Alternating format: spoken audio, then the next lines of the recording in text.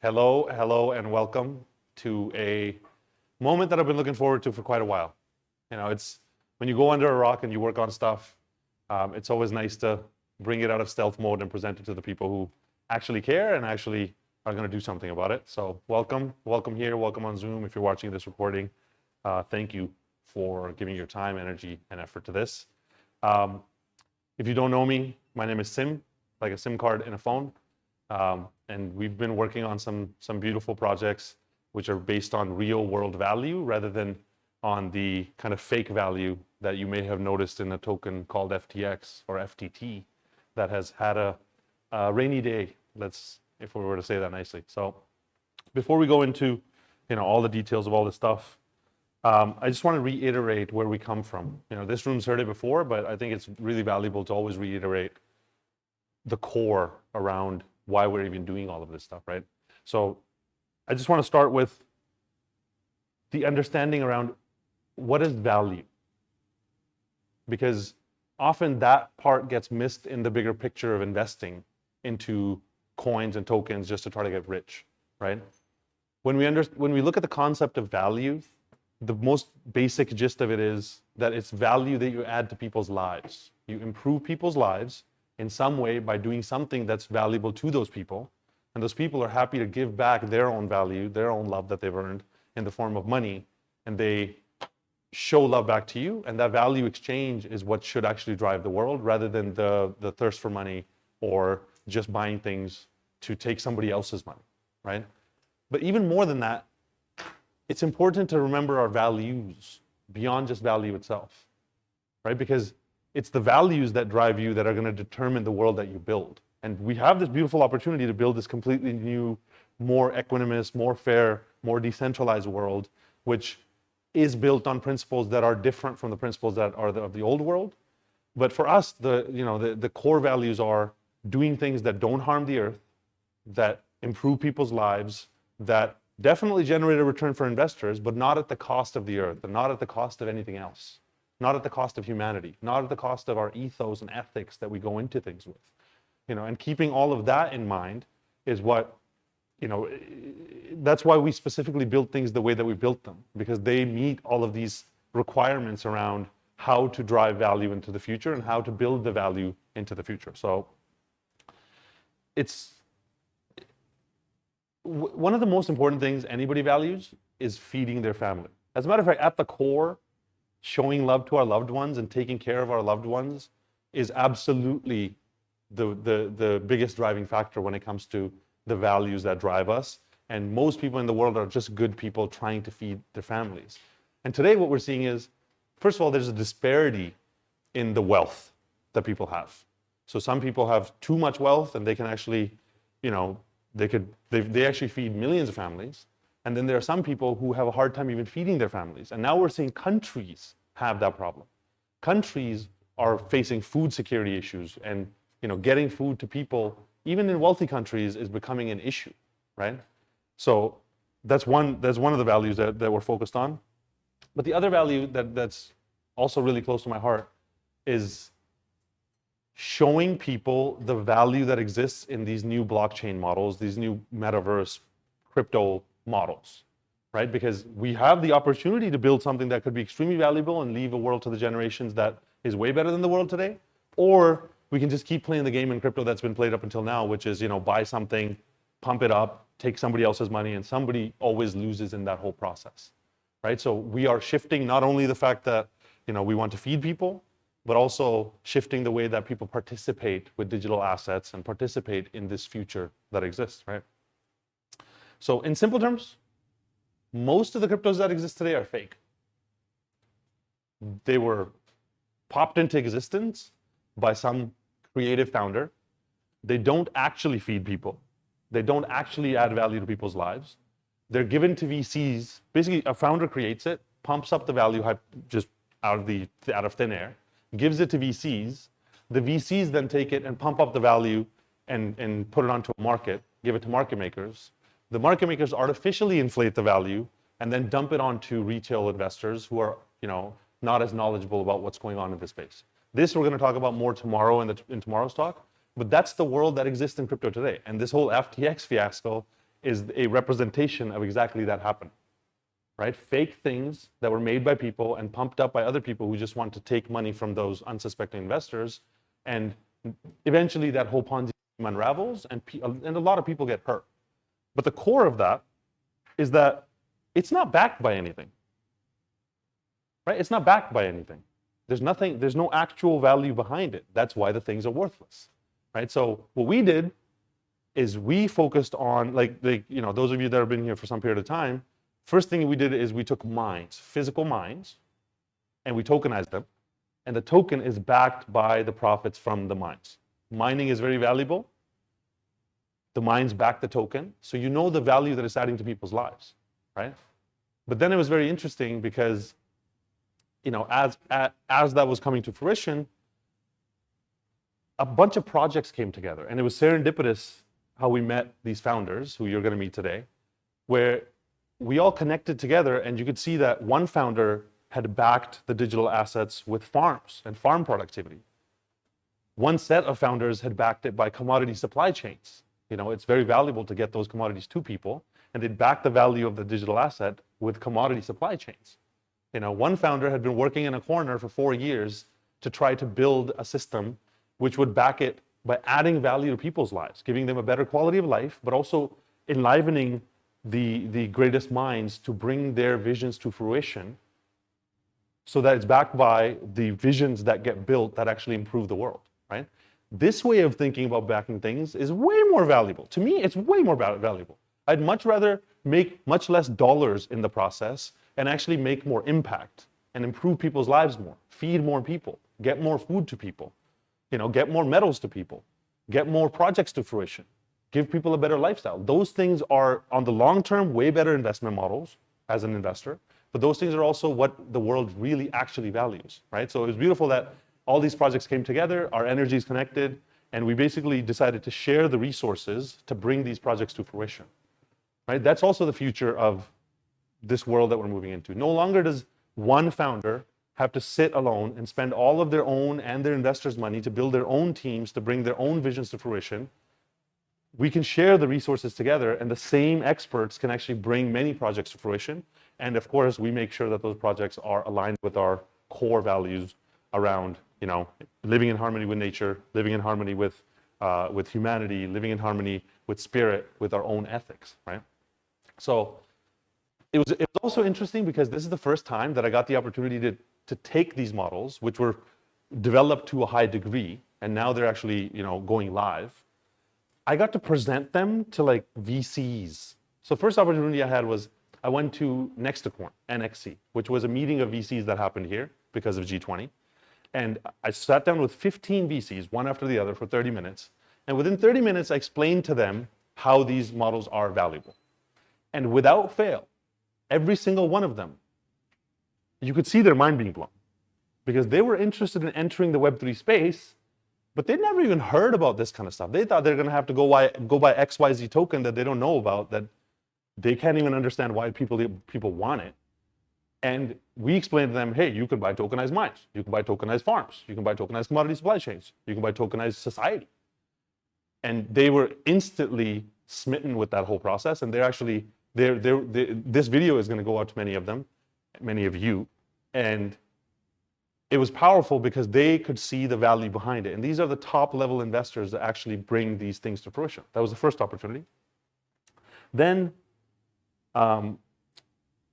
we went to ministers in Indonesia. That's the loop that I've been doing in this tour of duty. We went to ministers and government officials, and thank you to Sabdo for making those meetings happen, who you're going to meet very soon. And we presented to the ministers, hey, this is how we can increase the GDP of Indonesia. This is how we can make sure that farmers are fairly compensated. This is how we can make sure that the value that the farmers generate, the wealth that farmers generate, the money that they grow on trees, can actually be compensated fairly and at the same time be feeding countries. And just showing them that part, same thing happened with them. They understood it, they got it, they were like, we want a piece of this. As a matter of fact, we're going to open all the doors for you, because one beautiful thing about Indonesia is once you bring something valuable, they're very actually open to the idea of change and building these new models. They supported it. They became partners with us. And literally, we took it to the Ministry of ICT, and they decided, hey, we're going to give you all of our talent development pipelines. As a matter of fact, start teaching businesses how to do this. So I'm educating businesses as we speak. And talent. We took it to the city of Denpasar. The mayor of Denpasar was like, we're going to become your partners. We are going to give you a government building with a 500-person auditorium in the middle of Denpasar on us, okay, to bring this to fruition. We are going to give you basically the keys to the city to do what you want to bring these models to fruition and all the support that you need, okay? And then it was interesting because at the end of the presentation, they said, can you send us that pitch? And I was like, yeah, sure. May I ask why? They're like, we're going to have a meeting with the Bali Ministry of Tourism, and we're going to align the plan for the Bali Ministry of Tourism with this plan because this is the best plan we've seen. You know, you're going to be bringing high quality projects to Indonesia, and you're going to be seeding them here. You're going to be developing the local talent. That's what we want as a city to develop it. You know, and it was powerful to be like, the mayors see it, the ministers see it, the VCs see it, and then now we took it to the Minister of Trade, the Vice Minister of Trade, Jerry Sambuaga, and we presented these models, and he literally just took the physical printout and went, don't tell anybody about this. This is my plan now. I'm going to launch this plan because this is a genius plan of how to improve Indonesia, right? And now he's become one of our partners in this whole process, right? And now it's like go to Davos and do all this kind of stuff.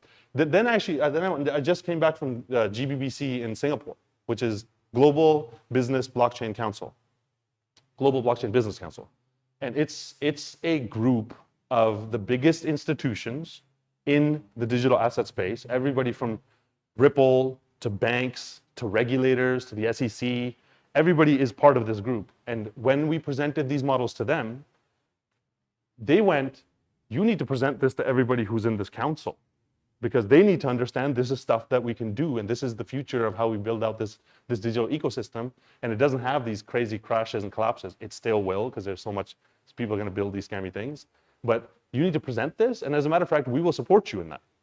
You know, they made me the Indonesian ambassador for that, and then now we're going to be part of that conversation and presenting it to them. My point with all of this is the first time that before it came to this community, we got to do the full circuit and go ask the change makers, the ones who actually control the power in countries and the institutions, to see, hey, is this something that would be valuable to you? And they all went, yes, 100% this is something that will be valuable to us, build it, make it work, and we will take it off of your hands. We'll put it onto exchanges and we will invest in it. The sovereign wealth funds want to invest in these things, right? That, first of all, tells us that the people who are the largest investors, change makers in countries, they're interested in these kind of things. But what it also tells us is those same people have the values that are very aligned with us. You know, protecting the earth has become one of the best value models that exists today. Investors are pivoting towards protecting the earth because nobody wants to destroy the earth and make money. I mean, there's people who do, but that way of thinking is going by the wayside, right? So what we explained to them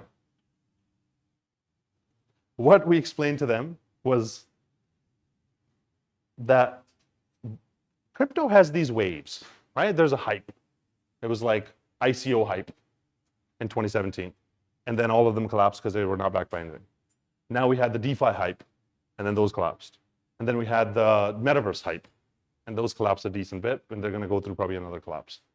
The next hype wave is going to be real-world asset-backed tokens, because once institutional players lose money in this space, the first thing they're doing, and I heard this from the regulators themselves, in the room themselves, they said, we're going to create regulations that are going to protect investors from getting hurt like this by buying scammy coins. And the institutional players are waiting for the other side of that wall to buy things that are actually valuable, that are backed by real-world value, right? But even beyond that, what I focused on was explaining to them, okay, this is how we're solving the problem of food security. You know, there's too much food in the world, it just doesn't get to the right tables. Indonesia has an overabundance of food, right? Indonesia has won an award for food security from how much food is being produced here. And then, you know, Saudi Arabia and Dubai, they're in a desert. They have all the money in the world, but they don't have food. And they are scared. They're scared that in this world that we're going to, where all these problems are showing up, food will not reach their tables. And I explained to all of these people that, hey, this is how we're literally solving the problem of food security. Beautiful. We're actually feeding kids. Remember, our KPI, our main KPI, is feeding kids. And the more kids we can feed and the more families we can actually, whose lives we can improve, the more we can actually build a world that's better going forward.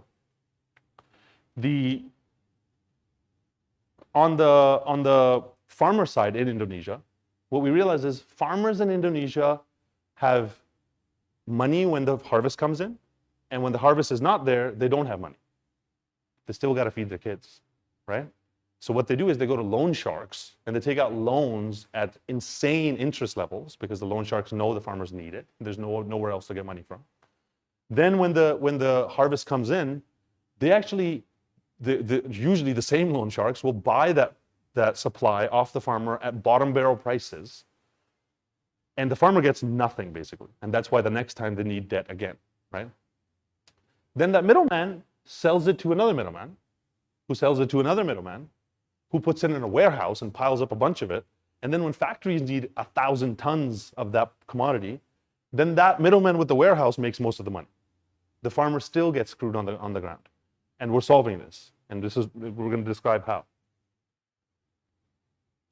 Along this whole process, there's no transparency. There's no way of knowing who's doing what. Nothing is trackable or traceable. And it's a very inefficient system. Imagine, we could just make rice and put it in a factory. But the rice gets picked up from the farmer and gets put here. And then it gets put over here. And then it gets put over here. And then it goes to the factory, right? The inefficiency of that system is the reason why everybody gets to take a cut, but that's also, it slows down a country in that process, and we're solving that. Then once the commodity is produced, there's a bunch of organic waste. When you take rice and you dehusk the rice, you get 50% rice and you get 50% rice husk. And the farmers don't have any other thing to do with it except for burn it, right? That's why when we're saying we wish that people wouldn't burn things in the field and generate pollution and carbon and all this stuff into the world, they have no other option. It's a waste material, right? And so we thought, why don't we solve that problem too? By generating the farmer an income from protecting the earth and not burning that stuff. And we're going to explain how we did that. So solving these core issues in a way that it becomes an investment model has never been done before. And today, it's just a de facto thing. It's obvious that this is how we should do it, because why not? If we get to make everybody money, get rid of organic waste, get rid of farmer debt, get rid of food security issues for people, and we get to make sure investors are made whole, and it's done in a way that's fully transparent, that kind of stuff, it tickles me inside. That's the stuff I live for. That's also the reason why I went under a rock for the last year, focusing on these things, because when these things were brought to me, my being was like, this is it. This is where you dedicate your life. And it became so much bigger than just the mines themselves. So what is this? What are these things I'm talking about? The first project is 5HarvestO. Can you put 5HarvestO up there, please? 5HarvestO is a simple idea. I can't believe nobody's thought of this. It takes farm productivity and turns it into an NFT. Okay? You don't take the farm and turn it into an NFT because the farm belongs to the farmer, and it rightly should always belong to the farmer. It takes farm productivity and turns it into an NFT. When an investor buys the NFT, that money goes directly to the farmer. 100% of the money goes directly to the farmer. So now the farmer who needed to feed their kids gets that money without any debt. Okay? What that NFT does is it then gives you rights to 45% of the profit that comes out of the next cycle, the next harvest, right? And because the farmer has gotten money today, and it's a reliable model that they can depend on, they're happy to share this back. So the investor basically buys an NFT, and that NFT gives them the right to the profits from the productivity of the next cycle. And at the end of the cycle, the investor gives back the NFT as proof of the ownership of the rights to these dividends, let's call them, and then 5HarvestO pays them back that 45%, right? It's a simple model, but what it actually does is it completely gets rid of the loan sharks, so farmers are not in debt. It allows investors to access farming in Indonesia as an investment model without going through the complexity that's normally existent in tokens. So investors can invest, the farmer gets money, and phase 2, phase 3 of this is 5HarvestO is turning this into a game. So kids will be able to play farming in a way that incentivizes them or makes farming cool again, because there's like millions and millions of investors farmers that are over the age of 40. They're between 40 and 60 in Indonesia, and kids don't want to be farmers. And if kids don't want to be farmers, we're not going to have food hitting our tables within the next decade, right? So this is a multifaceted kind of solution, and we know that when you're doing this, especially in Indonesia, but in any country, you can't just walk out and say, we're going to revolutionize farming. I'm Sim from Canada. I'm going to revolutionize farming in Indonesia. You will get laughed out of the door, right? So where this came out of is an organization called APD, which is the Farmers Entrepreneurship Association that was created specifically to allow innovation to be brought to farmers. And it was created by Subdo. And that association is a group of 1.7 million members in Indonesia. And these members tend to be not just farmers, they tend to be the leader of villages, the representative of the association in that specific region, who are the change makers in the area and can actually drive the deployment of these things, right? That 1.7 million members has access to 4 million hectares of land that can be brought under the system. Right now, there's 3,600 hectares that's already live today. And this isn't a pie in the sky idea. The harvests are happening as we speak. We just harvested melons. I wish I got some melons, but I guess they moved too quickly. Next time I'm coming to the land and I want some melons, bro. But you know, it's already functional. It's not something that is going to be built in the future. It's a partnership between APD, which is this government organization, association, that is focused on creating this change. The Ministry of Agriculture is a partner to bring seed and the right seeds to the farmers themselves. The Ministry of State-Owned Enterprises is handling the fertilizer distribution or supporting the fertilizer distribution to the farmers themselves. The Ministry of Coordinated Economics and Finance is a partner in this process to allow this process to actually be scaled up through the financial side of things. Mandiri Bank and Bank Sharia Indonesia are the ones who are going to be providing loans to farmers if they do want loans at much better rates because they're working with 5HarvestO specifically. LPDB, which is the Fund for Cooperation for Ministry of Small Enterprise and Cooperation, is also part of this process. As soon as they saw this, they actually came on as a partner in that process. BRIN, which is the Indonesia Research Institute, is going to allow their facilities to be used for research and their network to be leveraged in this process. Bapepti, which is the regulator in Indonesia, is allowing us to have access to warehouses so we can actually get rid of that that middleman clogged supply chain and actually allow the farmer to access warehouses directly, which allows more returns to go back to the farmers.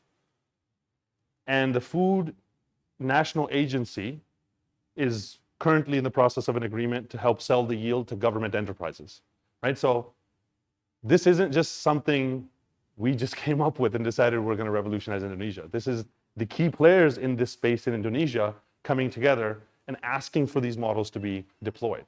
Now, the beautiful thing that we realized along the way that I'm also going to implement, we are also going to implement some in phase 2 to phase 3 of this project, is not only will these commodities be shipped directly to a warehouse, which allows more money to come to the farmer, and potentially go directly from the warehouse to government factories and government places where this food is very needed. We're going to take the waste, those rice husks everybody's burning, and turn it into biochar. Because when you turn it into biochar, you can generate carbon offsets, which generates money and incentivizes the farmers to not burn the stuff. Biochar is a natural fertilizer. It's actually the best fertilizer that you can get for plants and for the soils. So it gets rid of artificial fertilizer, and you can produce it at a much lower cost. And then one of our friends, Matt Ross, he mentioned that when you're heating biomass to turn it into biochar, whatever material you're using to heat, the smoke from that, you can distill it down, or you can cool it down and then dilute it and turn it into a natural pesticide. So this would get rid of pesticides, which destroy the soils, get rid of fertilizers, imported fertilizers, and give a way better natural fertilizer that actually increases the yield, so the farmer makes more money and the investors make more money. Get rid of organic waste, get rid of pollution, get rid of carbon, allow farmers to access all of these new value models, and that's just on the side of actually shipping these commodities and getting them into the right hands, right? So this is a cohesive way of looking at the problems and solving it with money. Because we know unless you incentivize people with profit, people have to feed their families. And this is why it's also so close to my heart.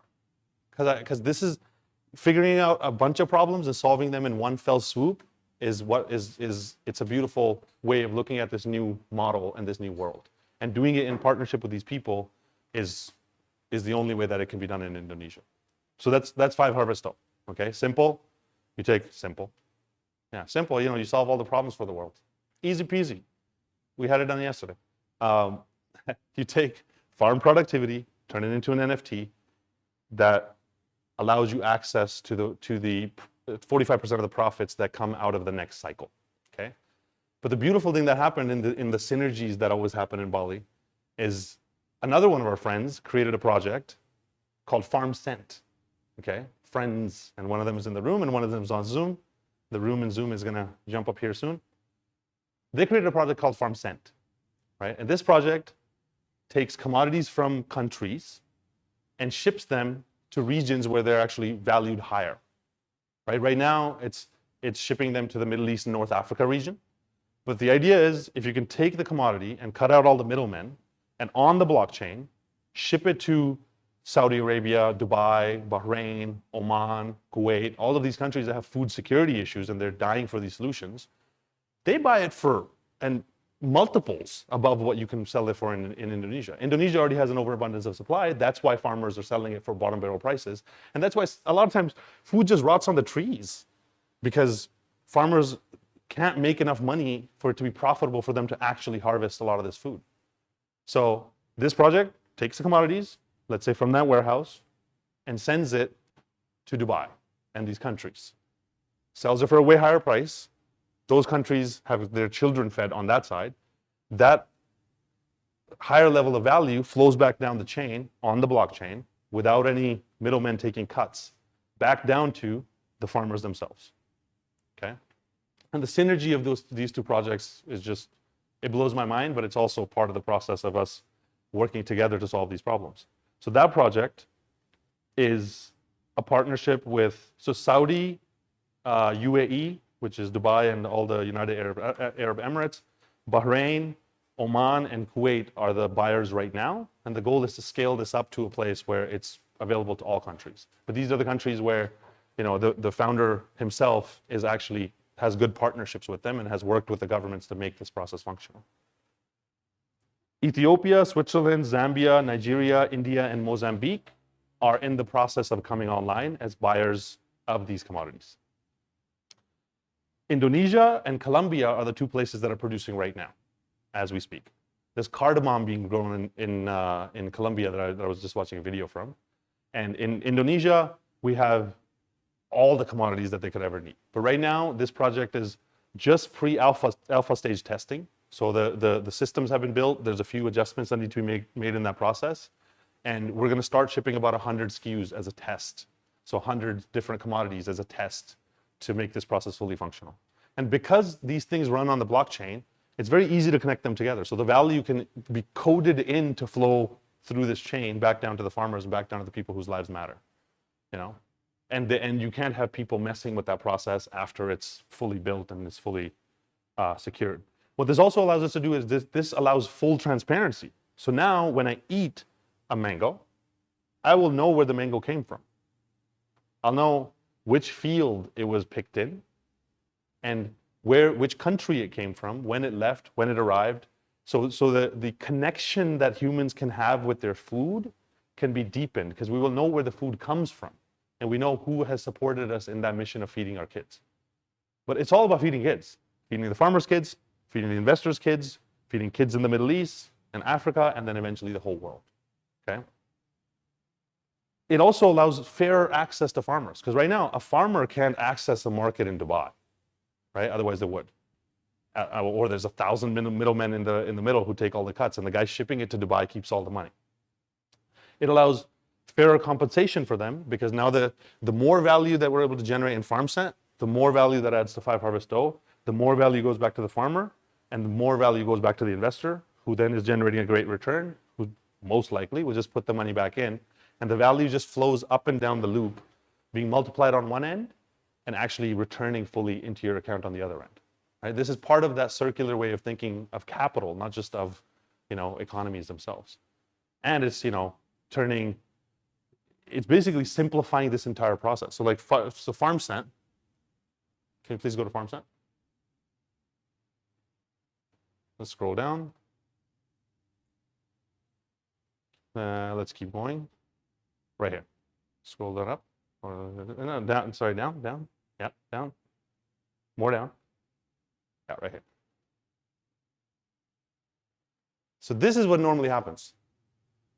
Farms, middleman, factory, some kind of cooperative that takes the products, shipping, warehousing. There's another warehouse here in Indonesia because the middlemen use. They then deliver it, goes to the market, payment, and then goes to a buyer. And along the way, the farmers get screwed, right? Because they don't have this value flow back all the way.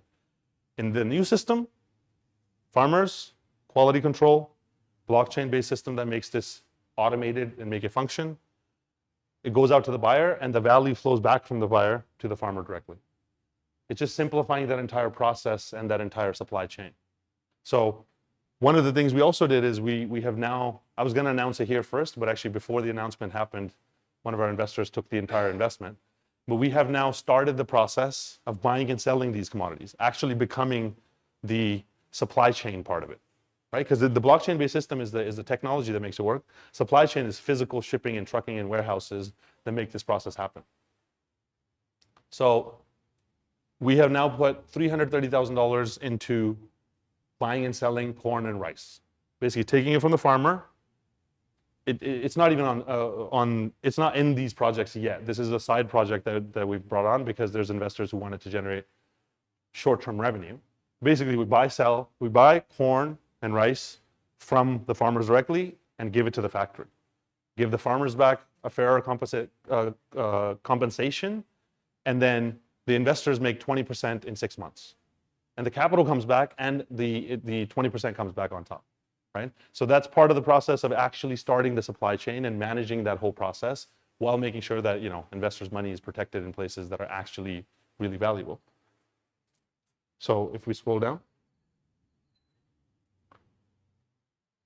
this is the map of the seller areas, the buyer areas, and the ones that are in discussion. And also, this whole presentation is the explain it like I'm 5 presentation. So it's just going to go through the overview of stuff like we always do. And then the presentation we do in a week is going to be the much more detailed numbers presentation. It's going to give you finer understandings around the value models themselves. But this is how you solve a bunch of problems with code. You can build code that is simple, that gets rid of all of the inefficiencies in the middle, and it compensates both sides as well as possible, right?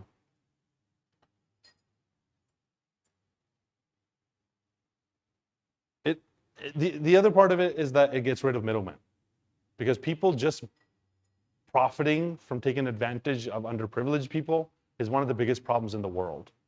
Getting rid of those people and getting rid of that profit motive and only having people who actually add value. We're not going to get rid of all the middlemen because you're going to need the supply chain to actually ship these things. But this will incentivize the ones who actually are able to do it at the right prices and able to do it in a way that we can verify are compensating the farmers the correct way. They will be the ones who win out in this process, and the others will have to figure out a new way to actually add value to people's lives rather than just taking from people who are underprivileged or don't have the opportunity or just don't have the education or access to these things. That's why, you know, the Farmers Entrepreneurship Association is such a powerful concept, because it allows farmers to access all these complicated things without having to know any of the stuff. We're going to educate them. We're going to onboard them. Even the 1.7 million members that we have in APD are going to be onboarded into Farmsent. So they'll understand how to use these systems, and it's just going to be a basic app where you have rice, you can pop it in there, and then it shows up on the other side of the world. A buyer can buy it, and the whole process gets automated.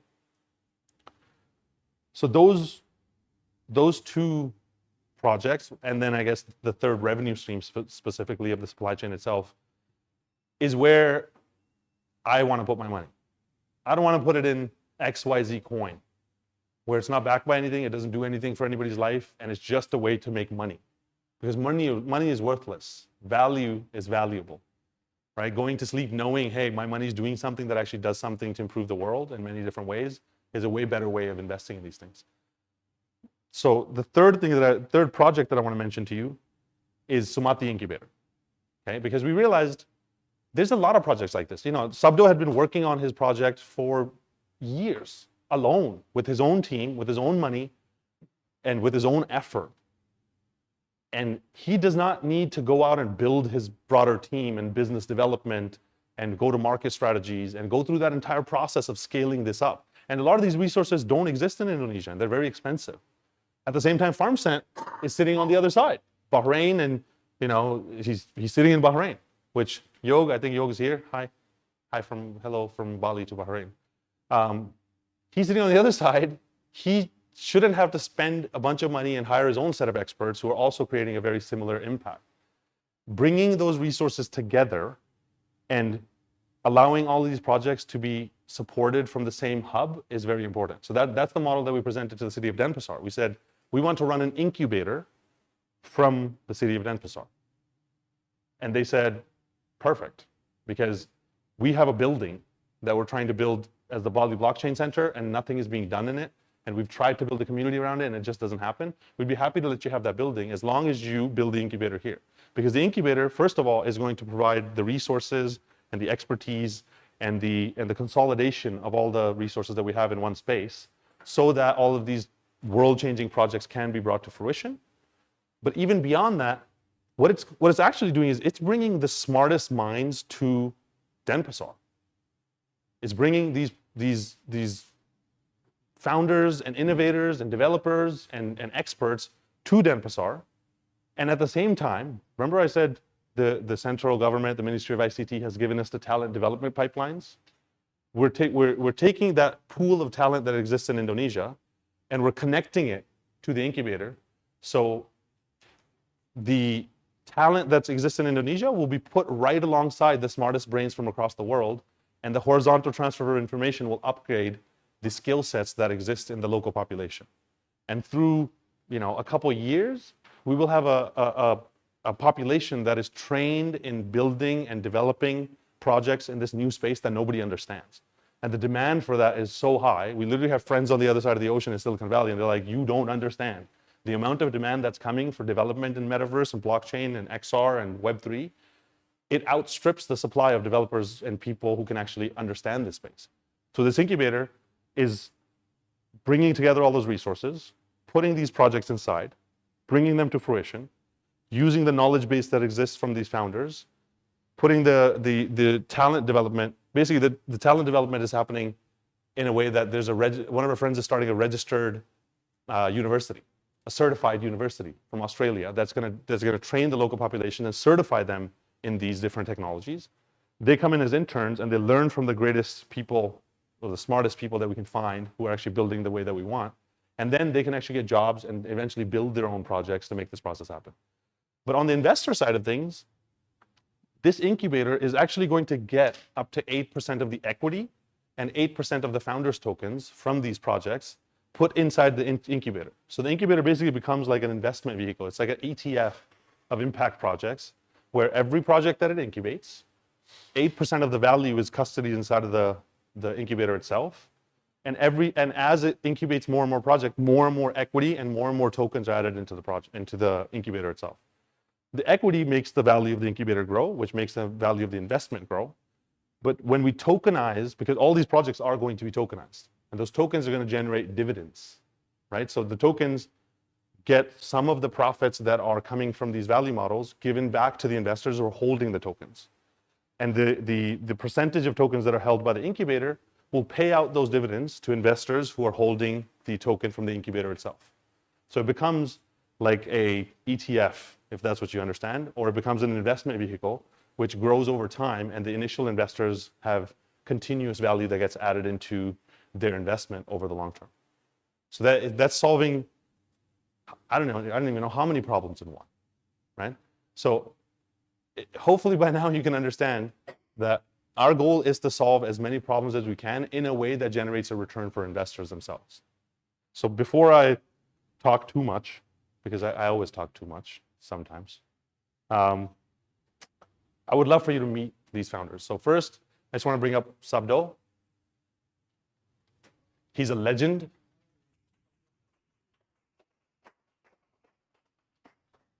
So he's a farmer, he's a friend who has dedicated his life to changing farmers' lives. If you want to please give an intro and just explain how 5HarvestO started and what's going on. Oh yeah, we'll also get you a mic. Sure. Okay. Hello everyone. Assalamualaikum warahmatullahi wabarakatuh. So I'm Sabdo. When I'm starting this project is basically when I see like many problem in the harvesting. Like farmer is like the first people in Indonesia, because farmer is not an entrepreneur. Mostly they are a labor and they doesn't have any land. And because of that, they also have like in one village, usually they have like 2 or 3 people who very rich, and they are the middlemen. And somehow they also have the land for some people. So I'm just thinking about how we can change this, because like in Indonesia, 70% of this economy only running in Jakarta. How about if we can spread it in each village all around Indonesia, because we have like 74,000 more villages all around in Indonesia. It will be more beautiful, and I think it will be like a prosperity for all if this can be happen. So this is when I'm starting to thinking about 5HarvestO, and then first of all, we're just doing this like manually, because I'm also a farmer. We help some farmer. We have like a half of hectare of land to have a melon. We give them our fertilizer using the organic, and then give them the fair market directly to the Jakarta. And after 2 years, from this half of hectare, he now like have like 3 houses, because he already have like 3 wives. Can you imagine it? Only for half of hectare. And then we're doing it again with the chicken. And then because I love to reading, I think about the blockchains coming, and I'm just thinking about some people just coming, hey Sabdo, I have like 5,000 hectare of land. How you want to go to, and how we can manage this? And then I remember that in the discussion, I'm just read a newspaper, and then I seen that Zuckerberg talking about Meta, and I'm just thinking about, okay, we can get loan from the bank with the KUR, like Sim say with Mandiri and BSI. It's just like a loan for the farmer from the government with little interest. But I think for you guys, it's still big, because it's like around 7% a year. In Indonesia, it's so small. This interest is so small, because in Indonesia, in average, if you want a loan for your business, you can get like 11% interest a year. More than 20%. Yep. I have like a real case, like one farmer, tomato farmer in Bandung. He have a kid. Until this kid going in the college, they still have the debt from this same loan shark. Can you imagine it? It's just like more than 15, 20 years.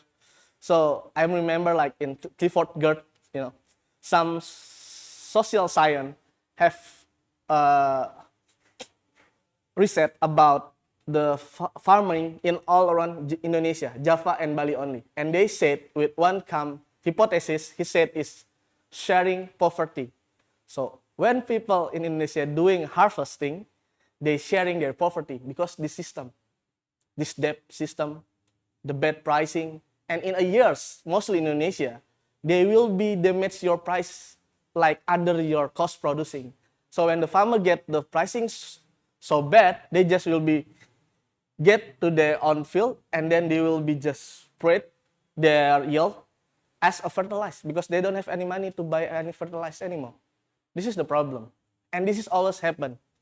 And I'm going to B20 yesterday. They have like, they said they have sustainable business forum. They said they have many innovation business. And that's not solution at all. Because they doing it in the higher level and they never going to the bottom. This is the problem. So that's why we trying to walk from the grassroots. We're talking with the farmer itself. We're grouping as innovative and we create our association. Why? Because in Indonesia, you're talking as a Sabdo, as a same as you guys, you are nothing. But when we talking as an association, we have big number of person, we can change the regulation. And that's what I'm doing in the first. And after that, just thinking about the metaverse, I'm just thinking it will be cool if I have my own metaverse, when I have my own game, when I play in my metaverse, and then it will be happen in the real world. Just simple like that, and just I'm thinking about 5HarvestO. Then we're running, accidentally, I'm going to Ubud, meet with Sim, meet with Cleveland, listen. I'm even in the first, I don't even confirm that my idea can be real, or my idea is like a big solution. No, I don't have any idea of that. I'm just thinking what? I just imagination it. I'm not even thinking about it, I think. Yeah, if I'm thinking again, I'm not thinking about it. I just imagination about that. When our farmer, our member can have a cold reserve of money, and then he can grow out their own plant, and we can create, like I said, fair trade community for the food. So everybody can get the access and everybody can know how much costs the price for the real. Because for example, I have like essential oil from the clove. In the farmer, you can buy like 115,000 rupiah a liter. And then the guy from Singapore will buy it for 1 million rupiah. And then the people from Singapore will be selling it to Europe for like 3 or 5 million rupiah. It's so stupid. And this has happened like yearly. Mostly Malaysia and Singapore become a middleman of Indonesia. This has happened for a yearly. Many years, and people doesn't know that. So somebody need to doing a little step to change it, or there will never be a change at all. So this is about 5HarvestO, because I think Sim is already explained it very good, and I think it's already like complete. So yes. And also, can you please also just shed some light on APD? What is APD? How did the vision come to you? What has it turned into? And what's the goal? Oh, okay. So basically, APD was, me and my brother was like a consultant for the Ministry of Village.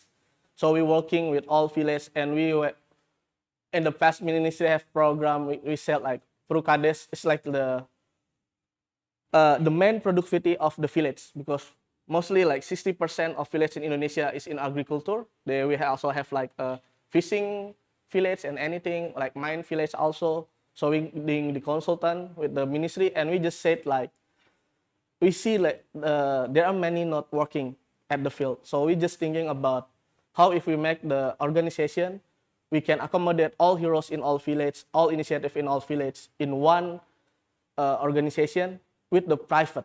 Why it's private and not in government?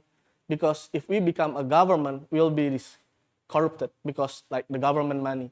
So we like in December, APD will have a 3 years old, and then we already have like 32 province, our representative, and till this day, we never doing government fund. We're doing this with our own money and our own business. So we have like partner from China to export our product.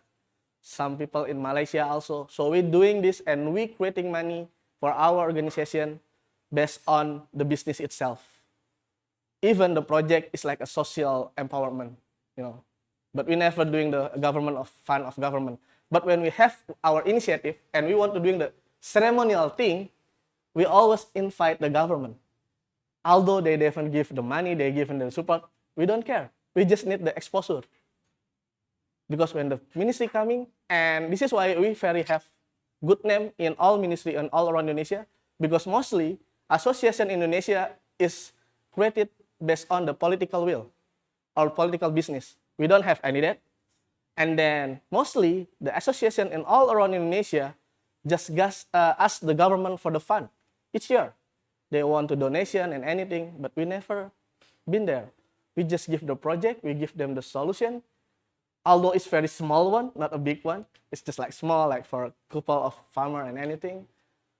But they like it. And then we have like many of print of our digital work filled in the Google. You just click, you just write APD in Google and you will be see all our news and our initiative in the website. That's what APD is. And then maybe next year we want to have like our first national conference. And we also want to make like exhibition for like commodities. I want to make it bigger, and it will like become with ETS, like for awarding for the village. Probably we will have like next year's in October, hopefully. Maybe with Indover Summit. It will be cool. Yeah, Yeah, let's it do will it. be cool in Indover Summit. Yeah, Amazing, maybe brother. that's about already. Listen, thank you Thank for you. doing what you do. Thanks. You're a legend. You're a genuine legend. Seriously. Thank you, everybody. Thank you for the session. So, So I'm back to. yeah, you can hang out if you want. Yeah. Or you can go back up and you can No. tell us more about stuff. These changes will be these public-private partnerships that will actually create the change, because that's what's required. You can't do it with one side or the other. But the real impact is going to happen on the ground, like Sabdo said. It's people from the ground who've raised, crops in the ground, in the soil itself, who understand what a farmer's life is, who understand the trials and tribulations they go through, that will come up with the solutions. And it's beautiful that you actually took the initiative to bring it to fruition.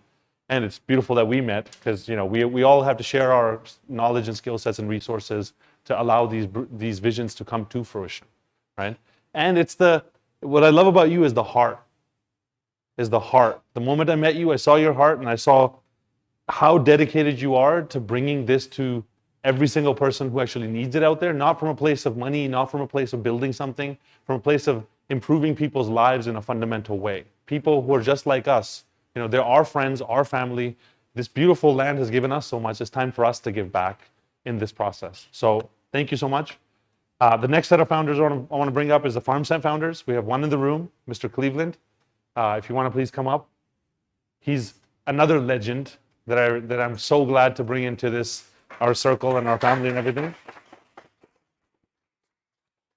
And then we have Yog, who's going to be on Zoom. Mr. Yogstar, are you with us? Earth to Yog, calling Mr. Yog Shrusti. All right, so while we're finding Yog, Cleveland, if you just want to give a bit of an intro of who you are, how Farmsent started, how you got involved, what the vision is, and just please let us know what it is. Yes. I hope everyone can hear me. Yes. Microphone is okay? Microphone is okay? All right. So, hello everyone. My name is Cleveland Brown. I'm one of the founders of Farmsent and also one of the founders of the Sumati concept.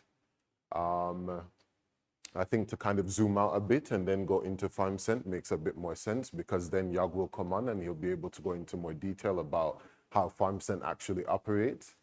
But from Is not here apparently, so please. is that okay? Yeah, all you. So the Sumati concept is it's as we were saying before, as we mentioned, it's an impact organization. So we ourselves, our focus is to bring impact and to also support projects that will do the same. We have infrastructure projects. We have, let's say, metaverse and tech-based projects as well. And then we've also got the Sumati Incubator, which is, as we were speaking before, responsible for producing the next generation of solutions and professionals. Because as Sim likes to say, we're incubating people and we're also incubating projects. So one of the first offerings to come through the Sumati through the Sumati Incubator is Farmsent. And as Sim mentioned, we are using Farmsent to optimize the supply chain for farmers. I think currently farmers make 10% or less on the produce that they bring to market. With Farmsent, what we want to do is provide them with hubs that handle packaging and distribution, let's say, and also expose the farmers to new markets, as Sim mentioned, across the globe. The farmers would grow their produce, bring it to us, and then, as I said, through our optimized supply chain and the resources that we offer through Farmsent, we can then make sure that the farmer is making, let's say, upwards of 80% on what they're producing. I can use vanilla as an example. Here in Bali, we have embarrassment of vanilla available to us. Vanilla itself per pod is probably $2 to $3 for us here locally. Those same vanilla pods, when they go to the Middle East or into other markets, they're upwards of $28, $32.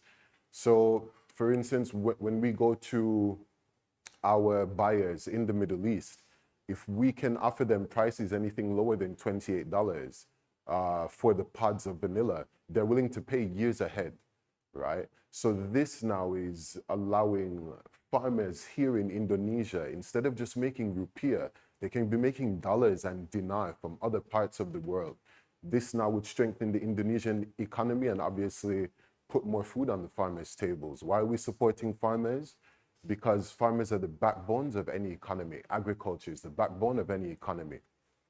So some of our efforts reach to, as Sim mentioned, government level partnerships and the initiatives that allow us to move legislation and regulation in the direction that we need it to go in order to start to bring these new technologies to market. So on one end, as Sabdo mentioned, we have the bottom-up approach, where we're dealing with things from a grassroots level with the actual farmers, giving them what they need in order to be able to produce more and make more money on their produce. But then also on the other side of things, we're working with government entities, right? We're working with government entities in order to push the legislation and the conversation in the directions that we need, in order to then, on the other end, provide the solutions that are coming through the Sumati Incubator. Right? The Sumati Incubator becomes an investor's opportunity to invest in a number of projects continuously instead of a single project at once. Right? This, I think, is something very important to mention from an investment perspective. Farmsent specifically, as we mentioned, is seeking just to empower farmers. We want to make sure that farmers become, or to do farming becomes desirable, let's say, right?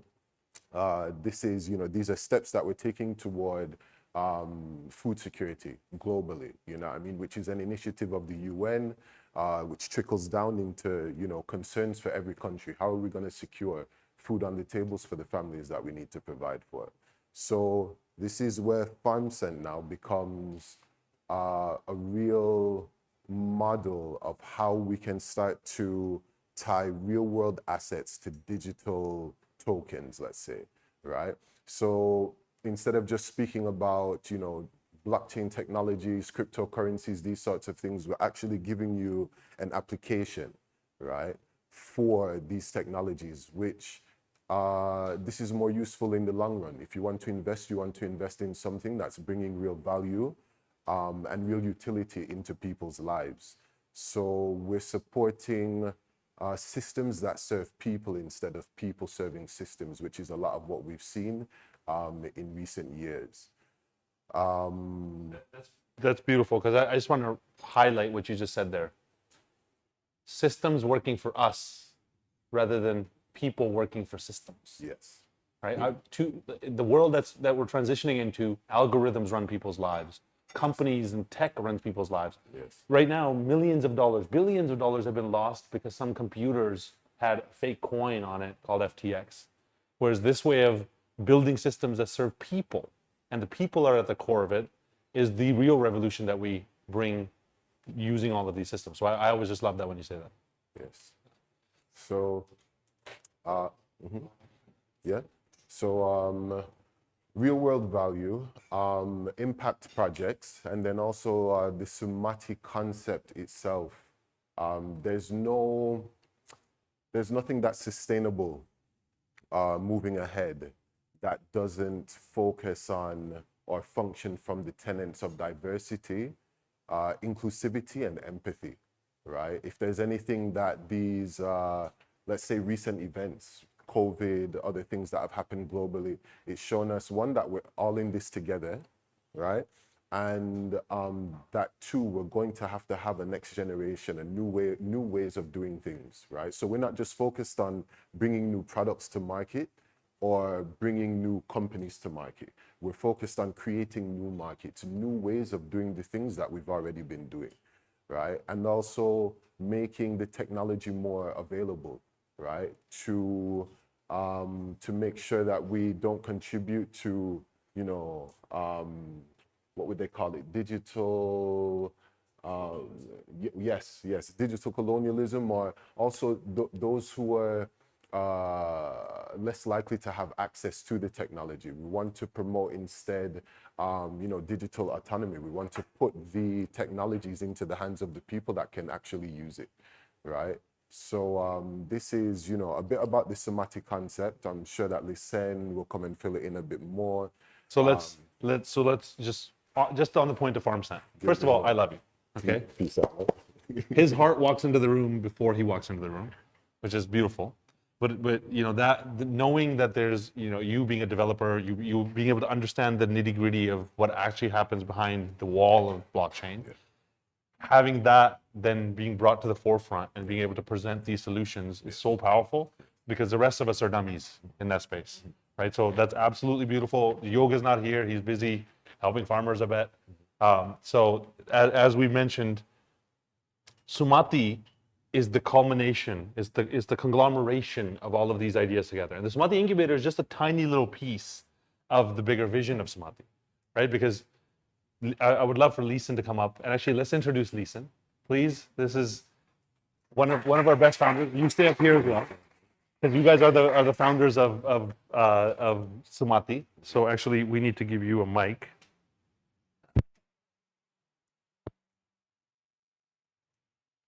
So please, can you please describe your journey of getting to Sumati? What is at the core of Sumati, and what is the vision of Sumati? So, hello everyone. Thank you for the introduction. My name is Lysen Christiansen, pronounced in my native Norwegian. And Sumati concept was something that was, I would say, born through me in 2018. And I was working in waste management in Norway back then. Private corporate sector waste management as a project manager. Had a background in art. So for the first year in that company, everybody just referred to me as the artist. I started to think that there is something more. Working in waste management, sustainability, circular economy, all of these terms was something that we were all talking about every day. But what does it really mean? And what does it come down to? How can we actually create the impact that we really want to achieve? And what it comes down to is people. It's part of people. You can't make any kind of shift if you don't have the people with you. So working in a corporate sector and really trying to change things on a big scale from top down, it doesn't work if we don't have the people with us. So when I started thinking about, you know, the circular economy and what that really means and social responsibility, it came into 4 pillars: the individual social responsibility, personal social responsibility, corporate social responsibility, and then global social responsibility. So Sumati concept, in many ways, derives from this. It how we can actually make an impact, looking at it from not a singular reality and singular industry of like, or government initiatives or corporate initiatives. No, we need to look at it as a whole. This is what really circular economy is. And that is also what Sumati concept is in many ways about.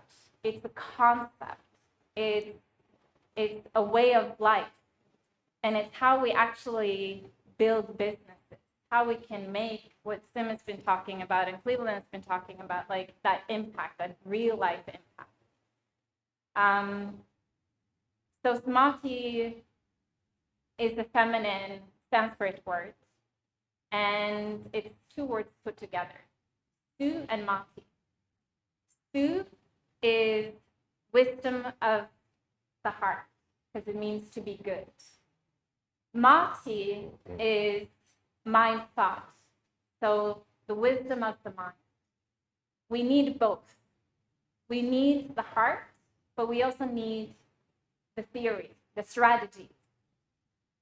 So since 2018, I started researching how cultures were functioning around the world, ancient times, in present time, and also how the modern Western strategies were functioning. Taking a look at, for example, design thinking and the 4 concepts of design thinking. It starts with the immersion process, the analysis process, the ideation, the design, and then the implementation. You can actually flip that around and look at that how we actually function as well. We do an immersion of ourselves. We have to analyze ourselves. Then we can go into the ideation of how is this going to look like if I'm going to change my life or change, a business. Then you go into the design, and then you go into implementation. But it's a constant loop because it's never ending. Even if you have gone into your implementation, you put the product out of market, you change your life for good. Okay, so then now what? You constantly have to go back into the immersion stage and constantly develop. So yes, Sumati is, in many ways, it's based on the ancient principles from around the world, combined with modern business strategies such as design thinking, lean map, and others. So, Could you also mention about like those? Yeah. So specific philosophies that Sumati is built upon as well is Trihatha. Of course, we're in Bali, and when also building Sumati concept and doing the research behind it, the concept and the business model behind it, I was working in waste management. I was a yoga teacher. I was talking about how we needed to look at environment and our holistic self and our personal development in combination. But sitting in Norway and doing this by myself, I realized I'm not supposed to be here and I'm not supposed to do this alone. Sumati concept goes way beyond me. It was never meant to be. So having been in Bali many times, I felt a calling to come to Bali. I knew that I had to come to Bali to develop it. Then the beauty of it brought amazing, beautiful people into my life.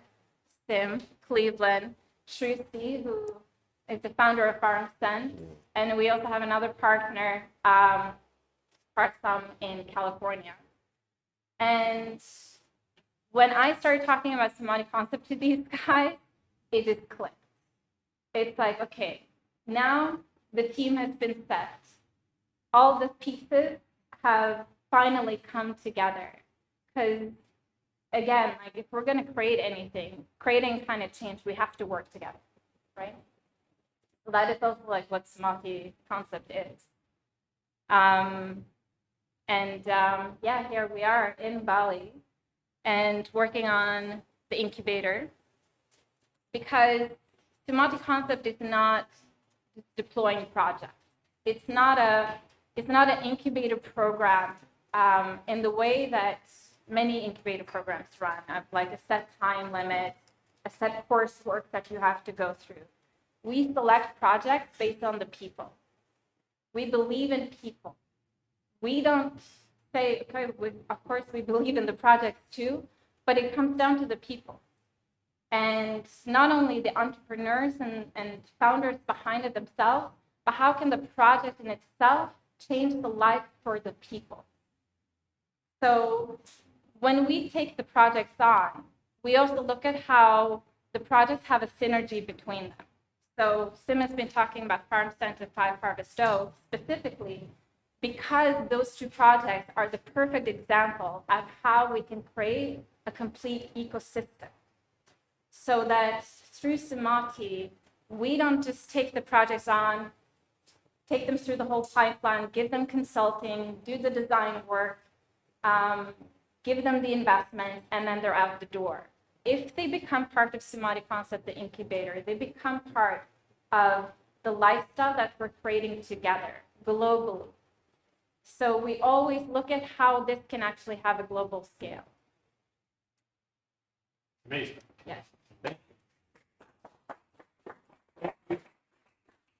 Thank you for being another amazing soul, and it's just beautiful to see these hearts come together.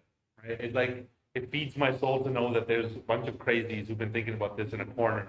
Then you bring them together into a room, and we get shit done. Okay. And also just want to add that Sumati is also, we talk a lot about agro-tech here today, but Sumati is based on environment, it's based on art and design, of health and well-being, education, and then tying it all together with the technology of blockchain.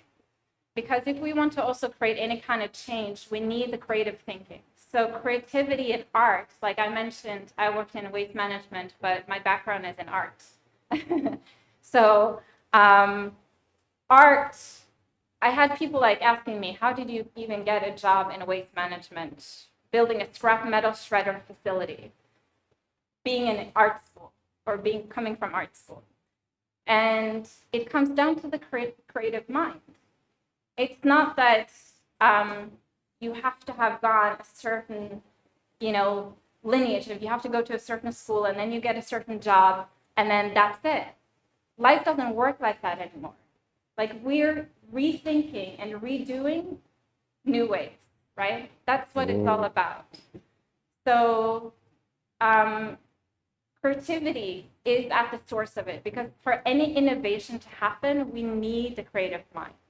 So even like with education, and that we now have partnerships with the Bali Blockchain Center and the incubator there, speaking to university students here in Denpasar of all of these different things, because we need to not only say that we go and talk about technology, no, but there's all these other aspects to it. Like how can we actually bridge all of these different industries together, whether it is in finance, whether it is in IT, whether it's in the health sector or the creative arts sector, waste management. All of these things needs to come to the table together. And that is also what Sumati Concept is. Like we're facilitating these conversations of bringing these people together through these industries, through the network that we have globally in Norway in waste management, with the bilateral agreement signed with Norway and Indonesia in just last 2 months. Same thing with Nigeria. Nigeria just 2 weeks ago signed a bilateral agreement with Indonesia in terms of trading. So we're working with all of these countries as well to actually deploy new talent, educate new talent, and educate people about the new ways of doing things. I love it. Yeah. I love it. Thank you. We still need them. I mean, you can hang out up here if you want. I like having you up here. It's really nice. We're like the dynamic duo, presenting stuff. Thank you. I love it. No worries.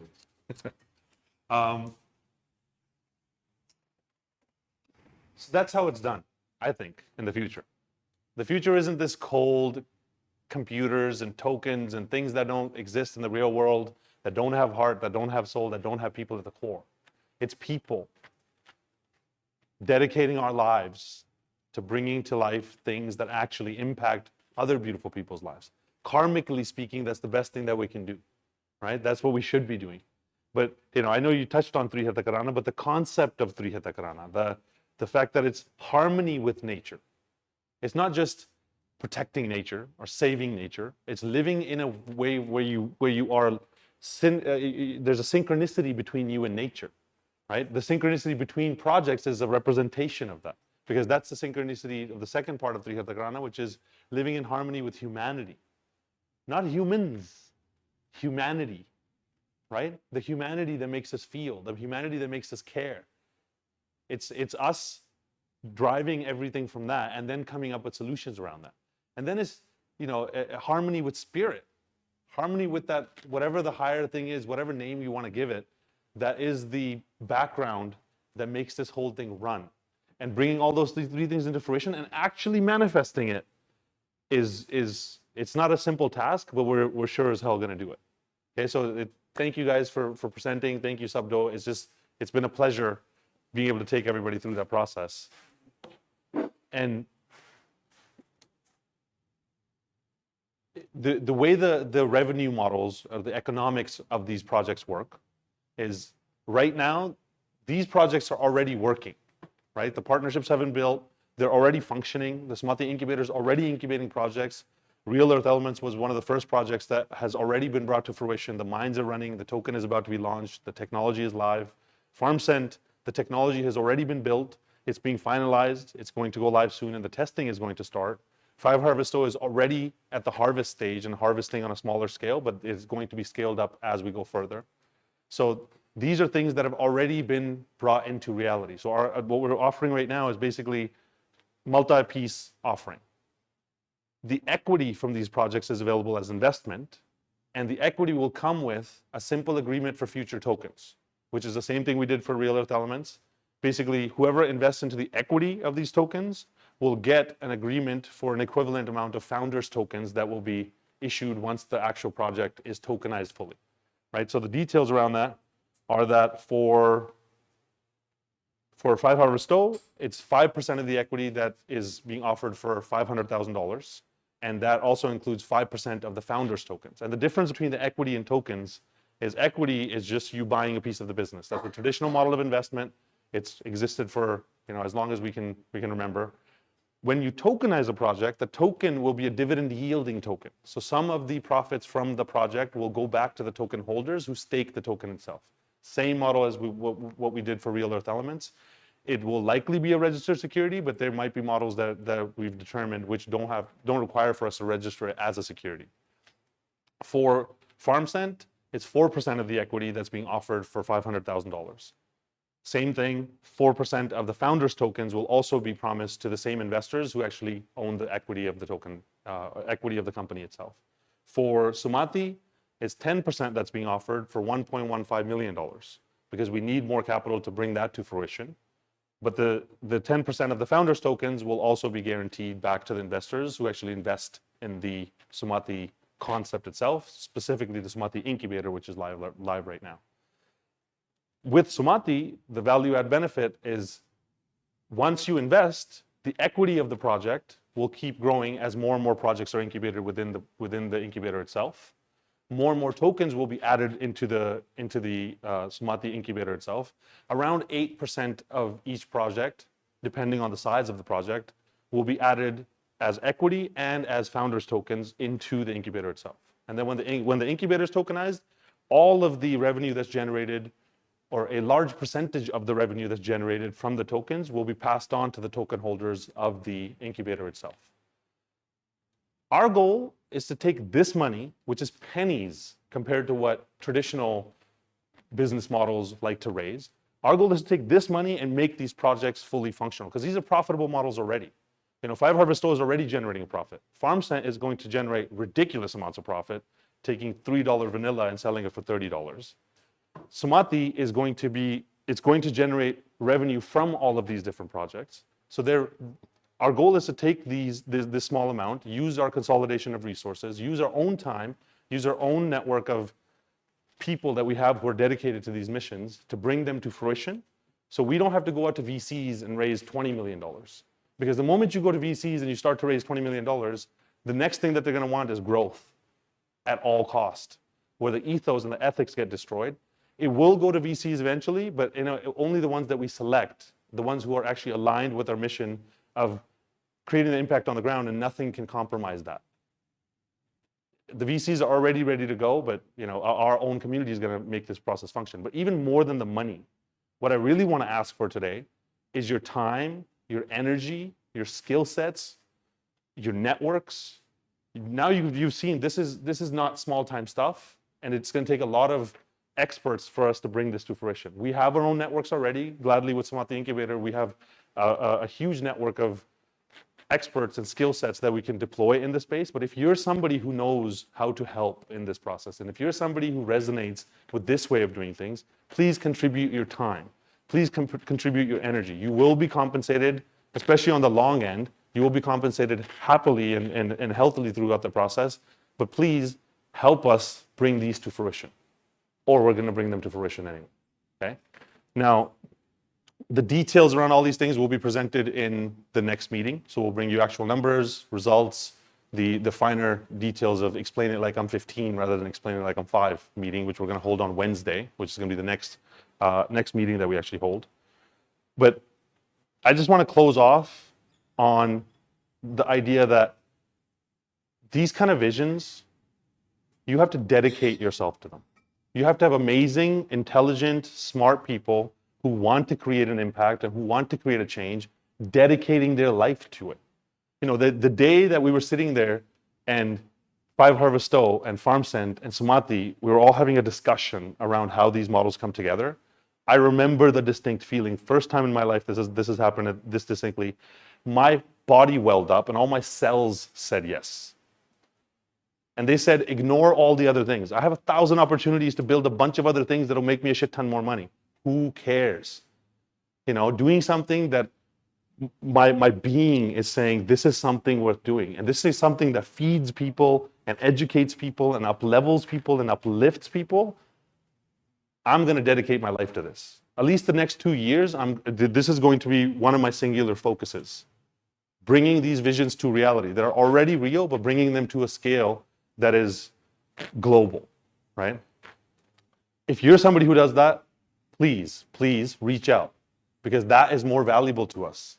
Because you're somebody smart, and you may be, a business development person like we were talking about, Bradley, or whatever skill set you have that's been useful in the traditional world, bringing it to this space and deploying it in this new space. Not only does it bring these visions to fruition, it also adds value back to you, because now you're operating in a blue ocean. You're operating in a new space, which requires this to be done 1,000 times over. All models are going to go to the blockchain eventually over the next 8 years. It's also about showing love. We're in Bali. Let's just talk about love. All right? It's about showing love. This is our way of showing love. There's a lot of people who want change in the world. We all want change in the world. And oftentimes it's hard to know, okay, what exactly do I do? Okay, these are our missions, and they have so much space for you to show love and come together. And the more we share it, the more the world changes into a world based on love and care and fairness. And it's coded into the systems themselves. That's the other beautiful opportunity that we have, that it doesn't have to be something that we just talk about. You can audit the code and see exactly how much goes to the farmer. You can see exactly who has access to all of these things. There's complete transparency around these things. And for me, it's about giving back. Because Bali has given me so much and us so much. We're sitting here on a Tuesday. That means, we're at a certain stage in life. We don't need more. What we need is to share more and take care more. And in simple terms, this is my legacy. I've spent the last 2 years educating about this stuff. That's why we started building these things 2 years ago, real world asset-backed tokens that you can verify are not going to take your money and run away like FTX. That's one piece of it. But it's leaving a legacy of a world that works better, that works in harmony with nature, that works in harmony with people, and it allows everybody who's involved in the process to prosper. Like, that's why when Sabdo says prosperity for all, that resonates. Because everybody deserves to eat good food. Everybody deserves to have enough to be able to live properly without them being taken advantage of, especially those people who always get taken advantage of, who don't know how to do all of these things. Okay? So I'm not going to talk too much. Thank you for attending. Love you all. And now we'll open it up for a question and answer session. If you have questions, please send them our way. And we have a mic somewhere here that.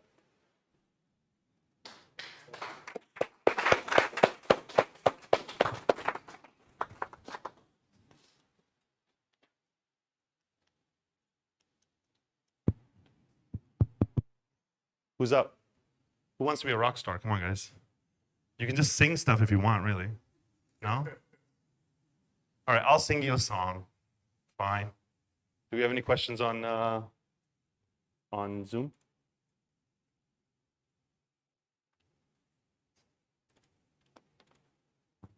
So again, we reached out to all the people who would be interested in this. They're either in this room, or they're on Zoom, or they are going to watch this recording. So if you watch this and this is something that interests you and you would like to participate further, please reach out to us. Let us know what it is that you'd like to contribute. The next meeting, which is going to be on Wednesday from 11 to 1, is where we're going to present the finer details of all these models, and you'll have time to digest those. We'll share the decks. We'll share the sites. Yes. Wednesday next week. Yes. Yeah. Yeah, so Wednesday next week is going to be that meeting. Tomorrow's meeting is actually going to focus on explaining how to navigate a bear market and how to protect yourself from things like the FTX collapse, so we can have a finer understanding of what are the problems that exist in the traditional blockchain and crypto space, what happened, why it always causes this process of people losing a bunch of money, how not to lose money, and how to understand partially these models and other models that can actually protect wealth rather than destroy wealth. Yes. Thank you, Sim. Thank you for everyone that spoke. Very much aligned with what was shared here today and the values that you guys embody. We're very aligned in that way. I'm just curious about Sumati and the incubator. It sounds like you've got a lot going on, and you guys obviously come from quite a rich background in terms of your experience, and have been building out this network and concept for a while. I'm just curious to know what are the kind of like short to medium term goals that you're looking to achieve in terms of building this out, particularly here in Bali, but globally as well, in every way, but particularly from I guess a technology point of view and a people point of view with regards to the incubator and whatever the next steps are. Thanks. Okay, so It's on. It's on. You just got to hold it closer because he has a deep baritone voice. testing. So yes, thank you for the question. So when entities come into the Sumati Incubator, right, you have what they would first go through as like a consulting phase.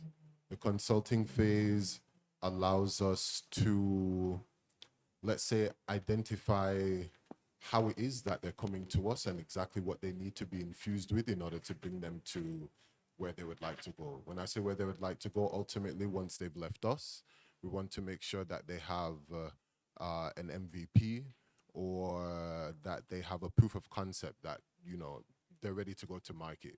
I mean, from there, we can help them to handle investment and these things as well. To take a step back, in the actual incubation process, there are a number of, let's say, leading global services and major players within the blockchain space that we tie the projects into that then become resources to them, right?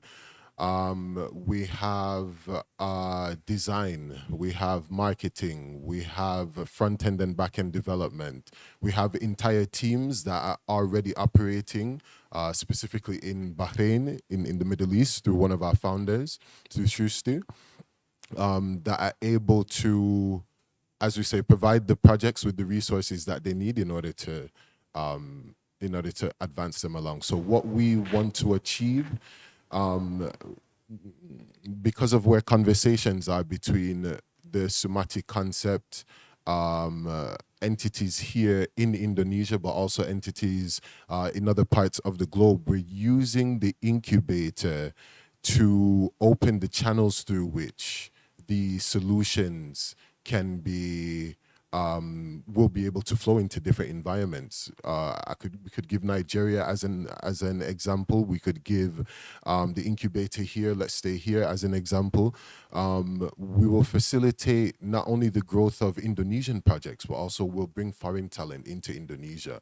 So we'll actually contribute to knowledge sharing, right? Which then helps to build what's available here in Indonesia, first of all, right? But then also exposing the projects and things to global, to global talent and resources. So what we want to achieve in the short term, what we do is there are funding comes into the incubator, right? Sometimes into individual projects, but most of the time infused into the projects through the incubator.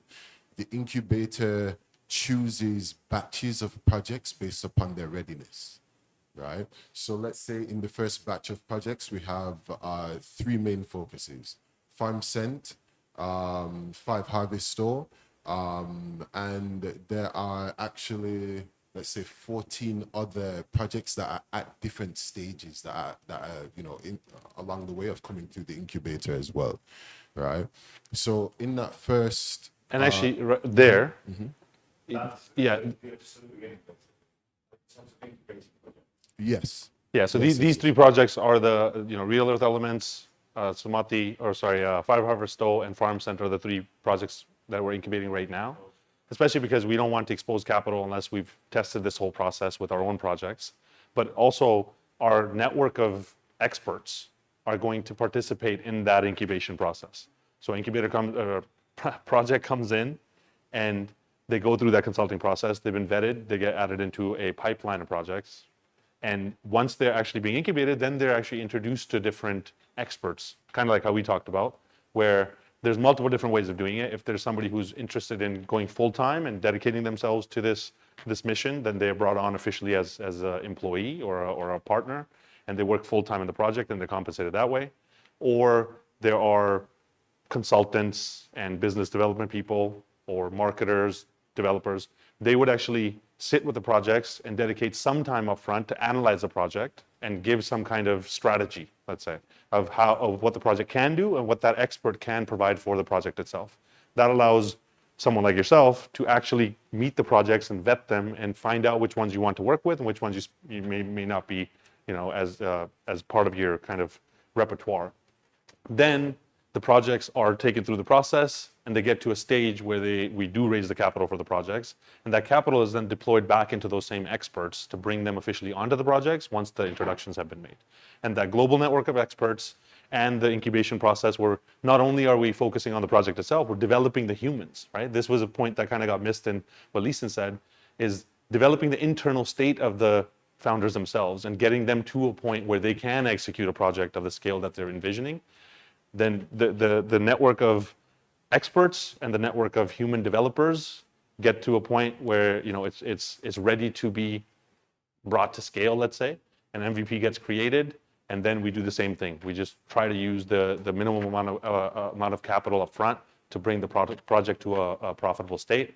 And the next stage after that would be something like tokenization. And then it gets introduced to the VC networks and the larger players and the banks, so that if we do need to go out and raise 20, 30, 50, $100 million for a project, they take over and take them from the incubation stage through the acceleration stage to the growth stage. So if you're somebody who can be part of that process, it's beautiful because we're bringing deal flow, of impact projects, which you may not realize exist out there. We're making the introductions. You get to see if you want to participate in it and choose what that participation looks like. So Sumati is new in that sense, as a means by which we can get the resources and the investment to the projects that need it. But the resources themselves and the track record and the history of projects completed and the projects that we've been involved in, blockchains that we've launched here in Indonesia, there's a bit to be able to sink your teeth in as an investor to understand why we've chosen to approach things in this way and what right we have to do so at this point. You know, I mean, why we've chosen to do so. And Cleveland is, he's a humble man, so he won't say this himself. He brought the ECTA blockchain to fruition. He's one of the original co-founders who actually helped bring that blockchain to fruition and make it successful. And every expert has already done their kind of tour of duty to prove out that they're at a certain scale to be able to help these projects come to fruition. Farmsent itself, if you were to look at it from a pure investment perspective, in grading Farmsent on a scale, 100% would be an A, of course. Farmsent gets a 90%, just because at the time when it was graded, it wasn't fully ready to go to market. But in terms of it being a viable investment, because of how it's tied into agriculture, government initiatives, the level of investment that's already ready to go into Farmsent, that's the, there's viability in the projects themselves, but then also in the incubator as it's the one facilitating the projects. Partners. I also just wanted to add that, as Cleveland mentioned,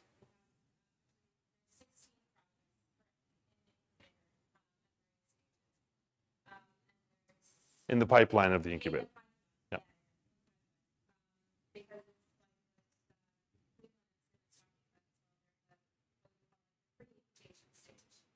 also development of the themselves.